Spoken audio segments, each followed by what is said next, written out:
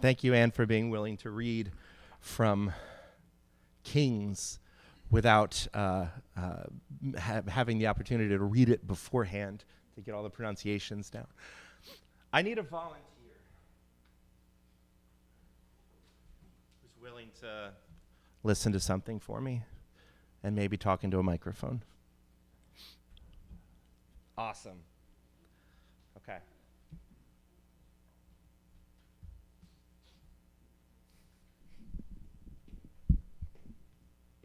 Okay. Here's what I need you to do. I need you to explain to us what you're hearing. Okay. Am I listening and then I'm explaining, or am I like? While you're listening, I need you to explain to us what you're hearing, how it makes you feel, and what is happening. Okay. Okay. It's music. Okay.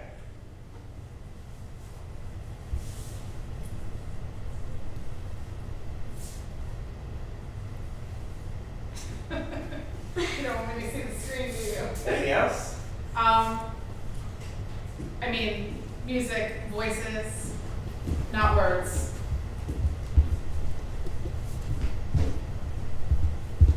I'd say it's fairly peaceful, but not like gonna put me asleep, like calming.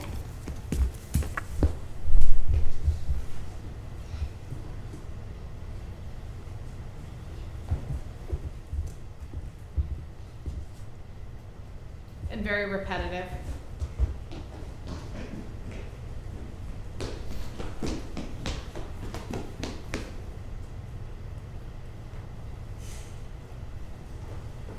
Okay. Sorry, that wasn't very descriptive. So tell me about the music. What instruments, what feel, what the... Voices, almost like you're anticipating something. Okay. Almost like you're anticipating something. Yeah, and I'm not very musically, I'm not great at picking out different instruments. Maybe I'm not the greatest person, but if you want for how it feels, it's that feeling of you're waiting for something, but it wasn't, like I said, somewhat peaceful. Like I find it peaceful. Peaceful but anticipatory, I'm not sure. Okay. Voices, I don't know if a keyboard, percussion, but yeah. Okay. A keyboard, percussion, peaceful, anticipatory. There's voices, but they're not using words. Yeah. So you all got that, right? I couldn't hear it. But she described it for you. So you got what You got my interpretation. you felt the same way that she did, right? When Zack, could you reiterate what she said? she said there's voices, but there's no words. It's calming, but not sleepy. It's anticipatory. Yeah. There's keyboards and maybe drums. But you all get it, right? You feel the same way that she does. Luke, can you start at like 50 seconds or so? I mean, I would say modern chanting from what she described. A modern version of ancient monk chanting in a chapel. So it sounds like a And it's modern... repetitive. Repetitive, right. That was the I word think you there were used. probably a lot of instruments though. Yep.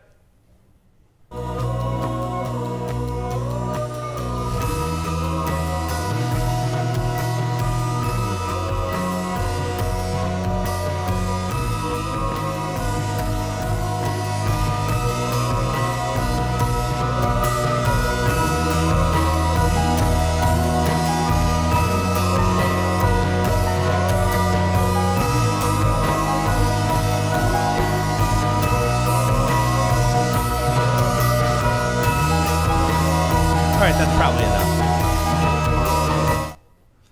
So that was exactly what you had in your mind, right, when she was describing? I mean, you can see where she would get to where she got, right? That was pretty repetitive. That was relaxing, but not like I'm going to fall asleep. And it felt like it was building to something that it never quite got to. It does get there if you wait another couple of minutes. That's the band Sigaros, an Icelandic post-rock band. The singer sings in fake words. So it's not even Icelandic. It's words that are nonsense words. It's just a way of expressing his vocals. But you can't really describe a song that only you can hear to other people and have them experience it the same way you're experiencing it while you're listening to it, right? I would even venture to say if we all in this room listened to the same song together at the same time, we would hear it differently from each other. Like somebody who doesn't really understand how musicality might hear a bigger picture, but somebody who has spent their lives studying, let's say, drums, who's a huge drummer, they'd hear the drums in that song more than the keyboards. Did you notice the bass in that song? Because that's where my heart went to right away. The way the bass was changing, the bass line as it went, while the other music was playing the same things, but the bass was changing. Anybody else notice that? Charlie did. There you go. Oh, Deb did too. See, we can all have the same auditory experience together and yet interpret it differently, have it feel differently, let alone one person hearing it and trying to explain it to everyone else. Obviously, we can't do this. You simply cannot use words to explain a musical experience properly. You have to experience it for yourself. And then also understand that everyone's experience of it's going to be different from each other. Which reminds me, have you all noticed in the Bible, almost every single miraculous healing story is different?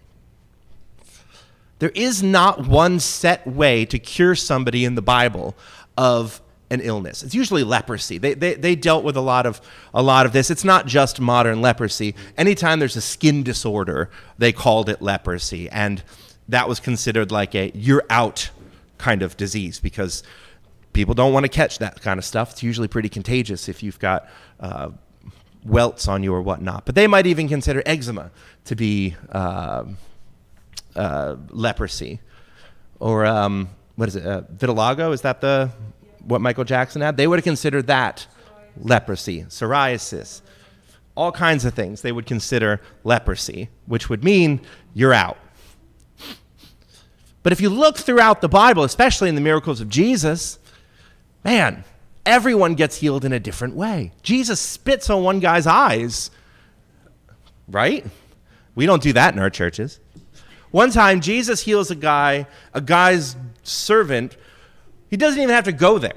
He's just like remote healing from across a couple towns away. There's a woman who steals healing from Jesus' cloak. There's a story of Elisha who lays on top of a boy and brings him back to life. Every single healing story is different in the Bible. And I would challenge you when you're reading and studying to pay attention to how a person gets healed and why it's so different. Because I think that, like music, all healing stories are unique because they all have one common core at the bottom. That in order to receive divine healing, you must first empty yourself to experience God's healing presence. That there is something blocking that healing miracle in that. Now, I want to preface this.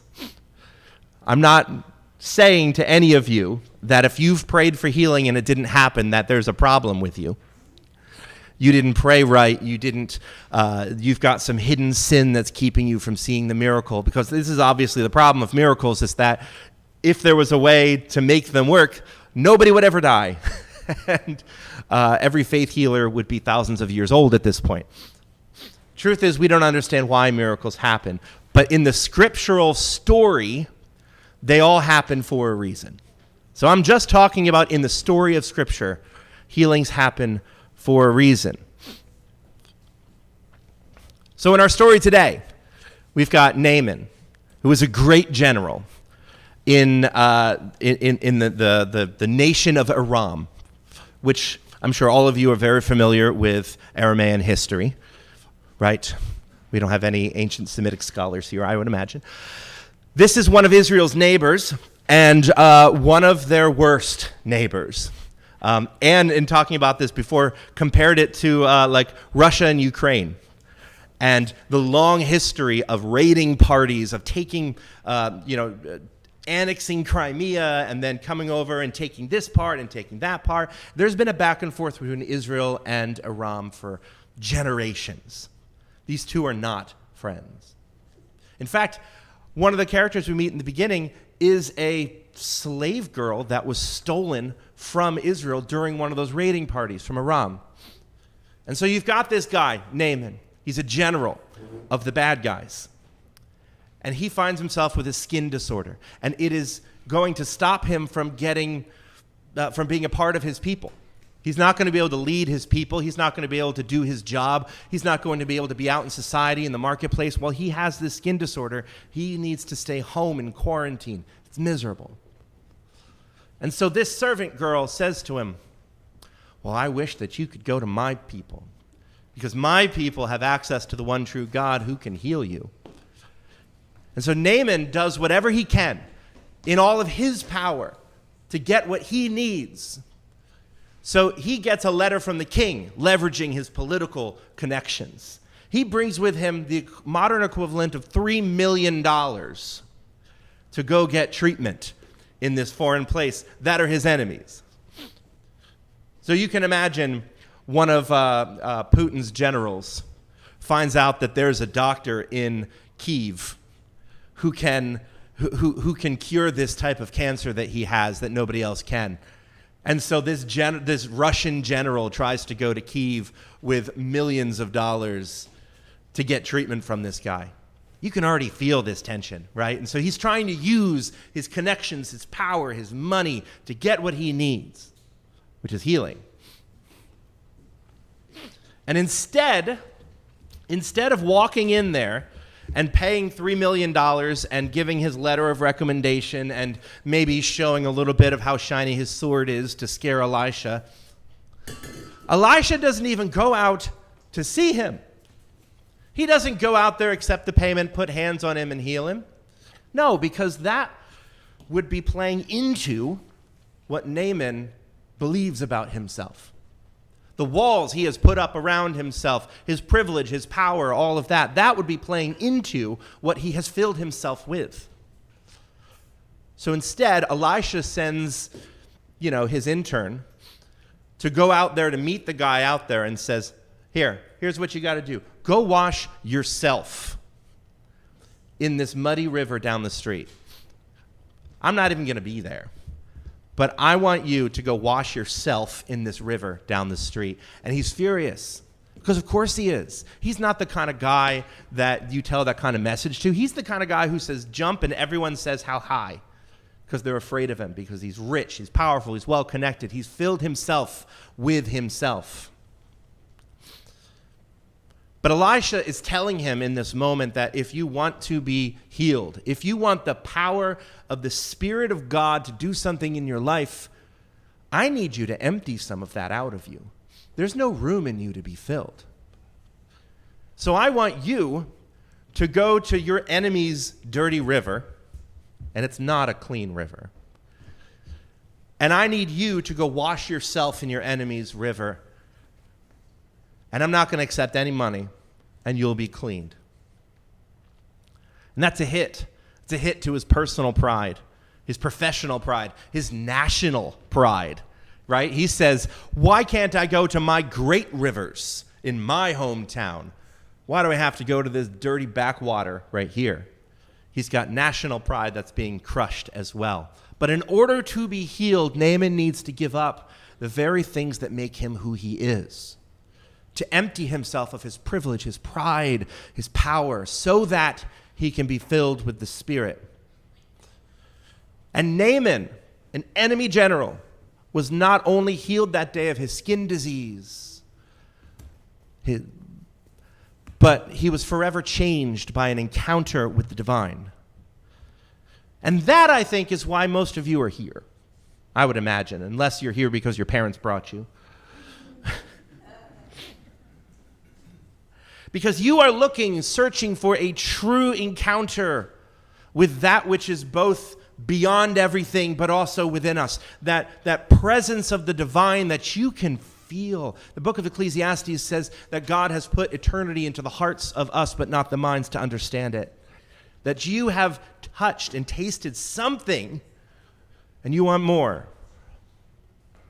The author Carl Rayner writes that in the days ahead, you will either be a mystic, which is one who has experienced God for real, or nothing at all.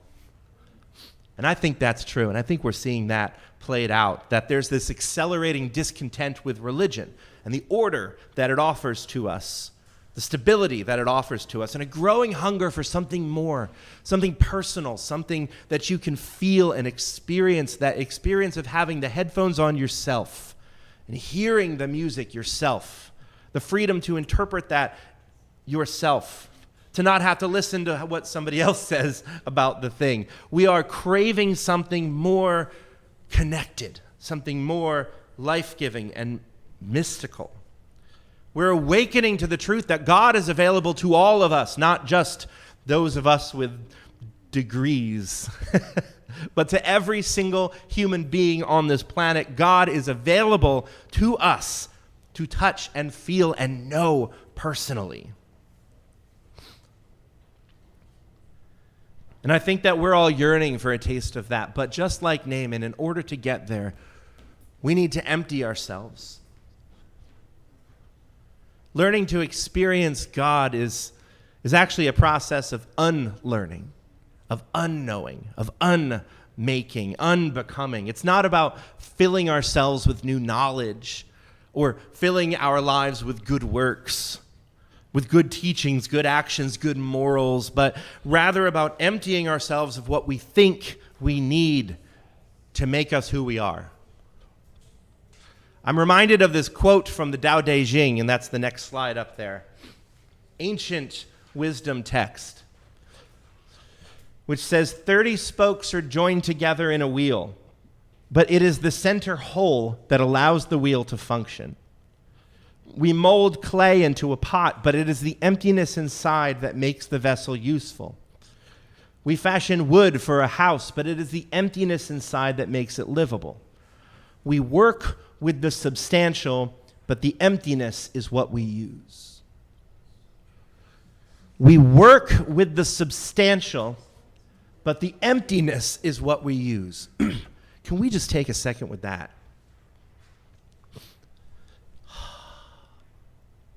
Because I wish I could tell you the work of unknowing, of emptying, and all of that was a passive process, was an easy process, was just like a matter of here, we're going to close our eyes and say this prayer, and you will be unmade and filled with the Spirit. But that's just not how it works. We have to work with the substantial in order to find the emptiness that we can use.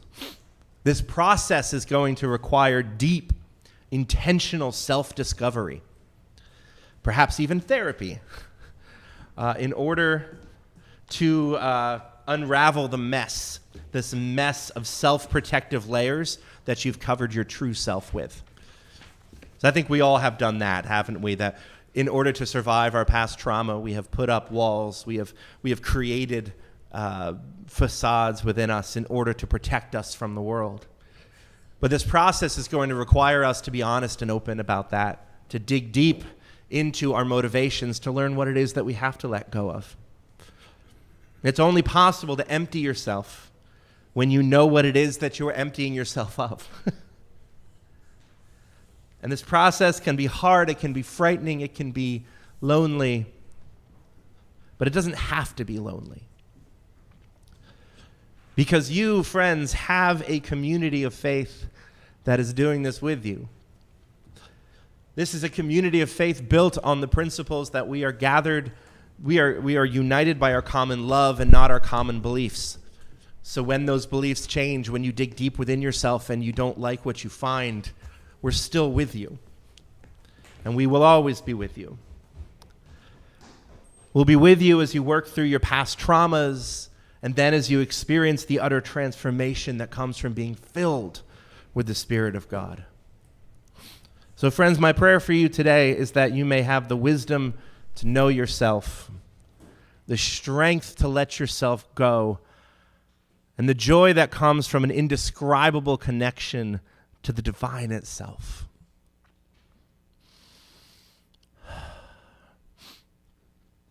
Let us take a moment